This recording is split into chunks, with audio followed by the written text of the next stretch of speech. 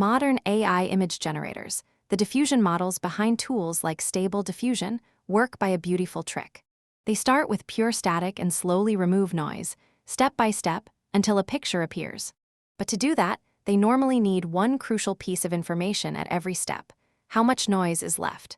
This paper asks a wild question. What if you just don't tell them? Let's set the stage. A diffusion model is trained to denoise. You take a clean image, add a known amount of noise, and ask the network to undo it.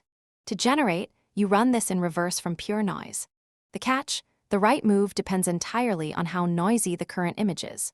So standard models are told the noise level at every step. It's like a dial the network reads to know where it is. In the jargon, this is called noise conditioning or time conditioning. Network is a moving target, a different vector field for each noise level. That dial has always seemed essential. After all, how could a model possibly denoise correctly if it doesn't even know how much noise it's looking at? A new family of models throws the dial away. They're called autonomous or noise-blind models, like equilibrium matching and blind diffusion. They learn a single, static vector field, one fixed rule that never changes, no matter the noise level. And astonishingly, they still generate high-quality images. That should be impossible. This is the paradox the paper sets out to solve. Think about how strange this is. A point near pure noise and a point that's almost a finished image need completely different corrections. Yet one frozen vector field has to handle both, and everything in between, correctly. How can a single static rule possibly know how much noise it's facing? The paper resolves this with geometry, and it proves three big things. First, blind generation isn't random denoising. It's gradient descent on a hidden landscape they call the marginal energy. Second, this landscape has a vicious singularity, yet the model stays stable by walking it as a Riemannian flow. And third, this only works for the right kind of model. Velocity-based ones are stable, noise-predicting ones blow up. Start with the landscape. The authors define the marginal energy as the negative log likelihood of the noisy data, averaged over all possible noise levels. In plain terms, build one giant terrain where valleys sit exactly where real data lives. They prove the blind model's frozen field is, in effect, trying to roll downhill on this single terrain. Here's what that terrain actually looks like, straight from the paper. Each data point sits at the bottom of a well. Look closely, these aren't gentle bowls. They're infinitely deep spikes. The energy plunges to negative infinity right at the data. And that is exactly where the trouble begins. Because the wells are infinitely deep, the slope at the bottom is infinitely steep. The gradient, the direction the model follows, diverges to infinity right where the data lives. A real neural network outputs finite numbers. So how can a bounded network follow a landscape whose gradient explodes? This is the energy paradox. The resolution is the heart of the paper, and it's elegant. The model doesn't walk this landscape on flat ground.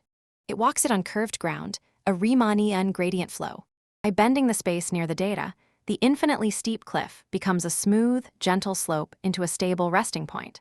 Concretely, they prove the blind field splits into exactly three pieces: a natural gradient, the downhill pull on curved space; a transport correction, which steers the trajectory when noise levels are still ambiguous; and a simple linear drift. Three clean, interpretable forces, no magic. The magic ingredient is what they call the effective gain.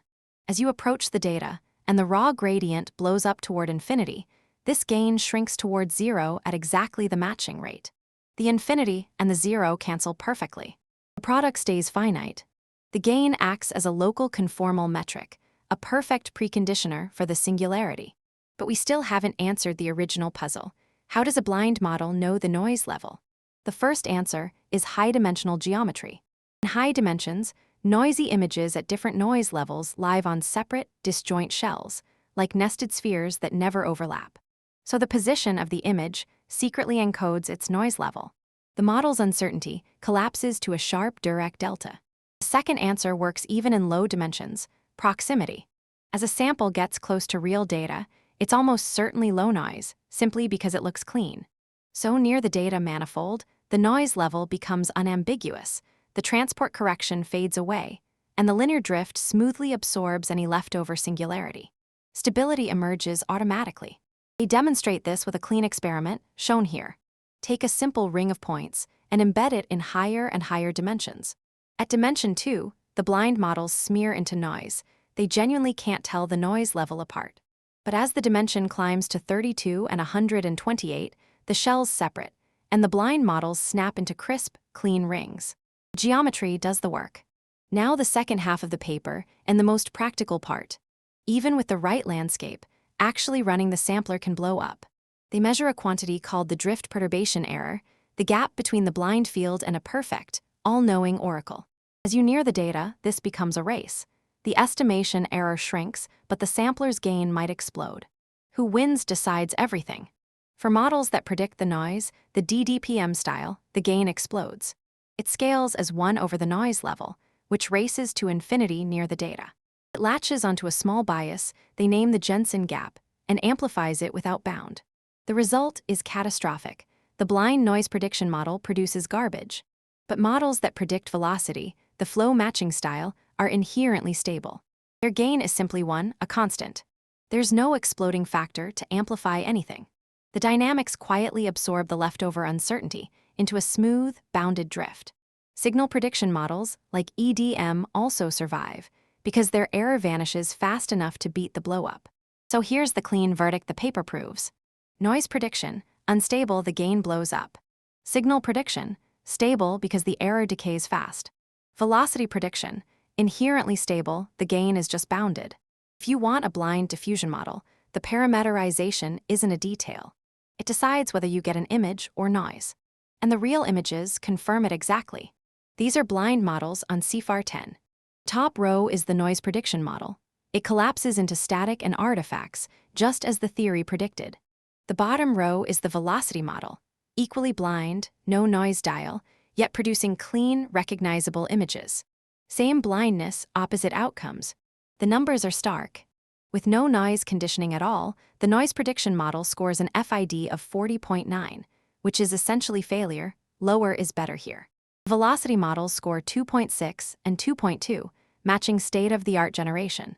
The difference isn't expressiveness. It's structural stability. Why does this matter?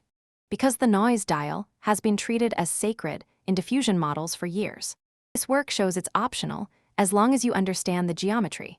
That means simpler architectures, a cleaner theoretical foundation that links generation to energy landscapes, and a precise rule for which designs will actually work. To recap the geometry, the blind model secretly minimizes a marginal energy whose wells are infinitely deep. It stays stable by treating the posterior noise variance as a curved space metric that preconditions the singularity. Velocity parameterizations are mathematically necessary to make that flow stable. Time-dependent score matching becomes time-invariant energy alignment.